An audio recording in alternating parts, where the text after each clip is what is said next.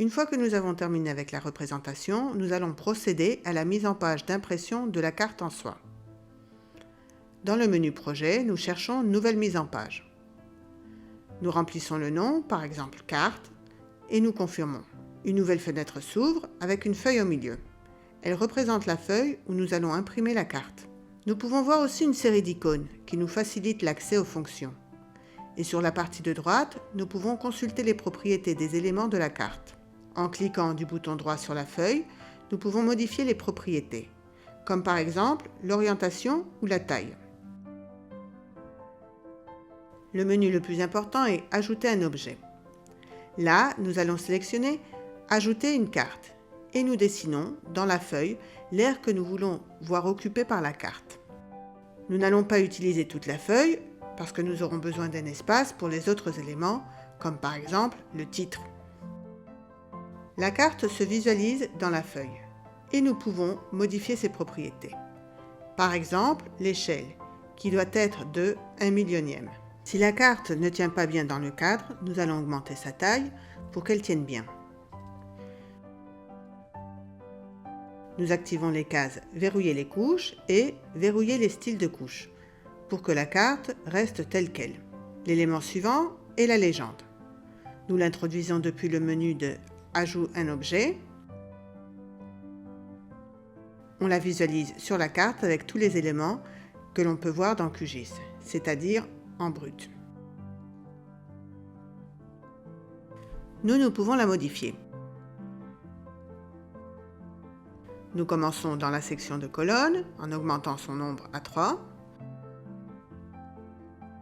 Nous montons dans le formulaire et nous désactivons la case « Mise à jour automatique ». De cette façon, nous pouvons maintenant modifier les textes et les étiquettes dans la légende.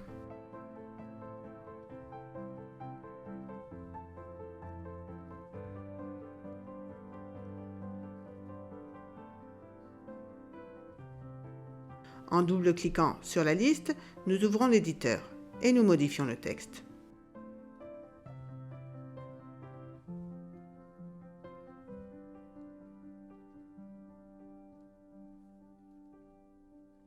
Nous modifions les noms et les groupes de légendes des municipalités.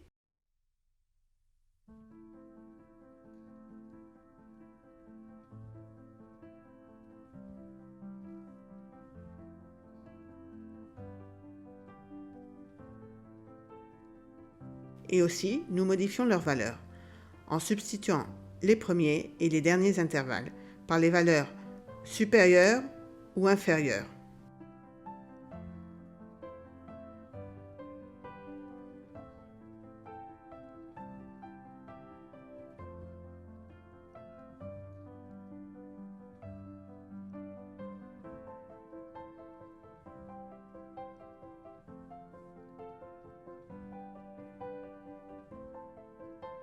Dans la section Font, nous modifions la police, sa taille et la couleur.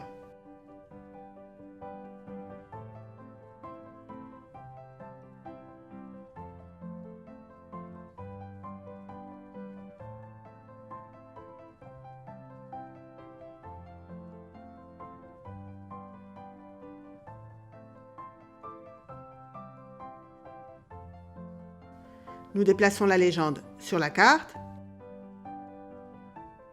et nous désactivons la case arrière-plan.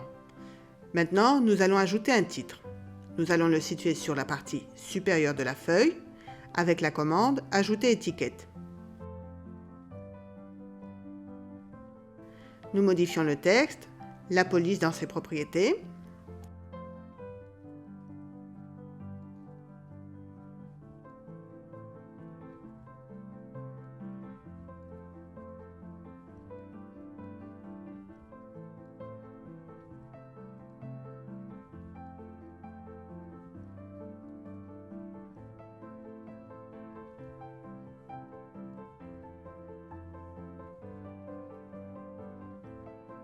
Nous continuons avec la barre d'échelle qui est aussi dans le menu « Ajout un objet ».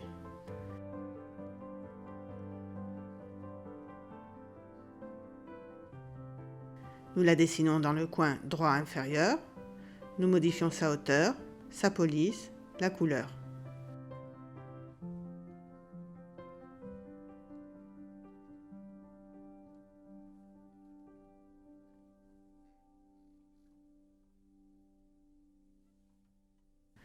Nous tenterons de ne pas trop utiliser le noir et de lui préférer un gris obscur.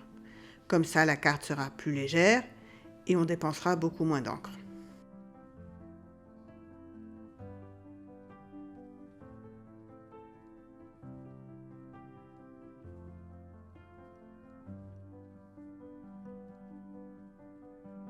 Maintenant, nous allons ajouter Flèche du Nord.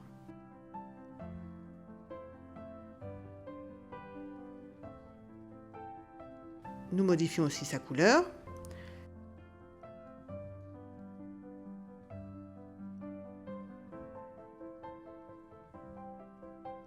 Le nord devra toujours être à côté de l'échelle. Et ces deux éléments sont absolument indispensables sur chaque carte. Maintenant, nous allons terminer en ajoutant une nouvelle étiquette. Celle-ci va décrire la source, la projection et qui a élaboré la carte.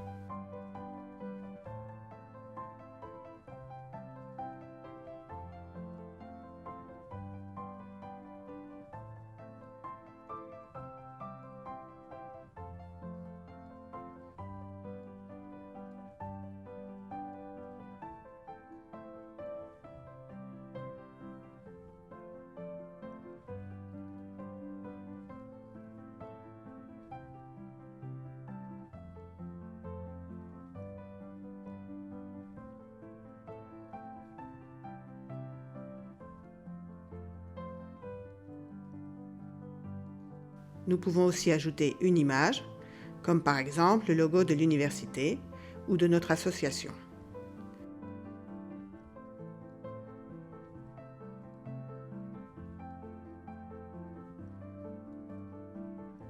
Nous pouvons réduire l'opacité et comme ça, elle n'attirera pas trop l'attention.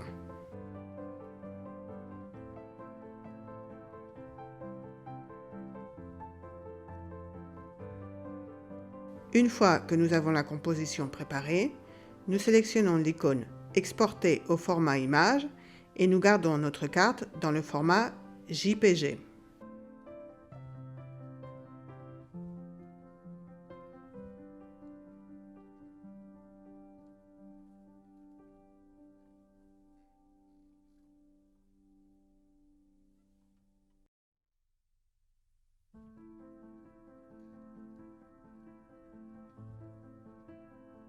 Il existe aussi des possibilités d'exportation au format SVG ou directement en PDF.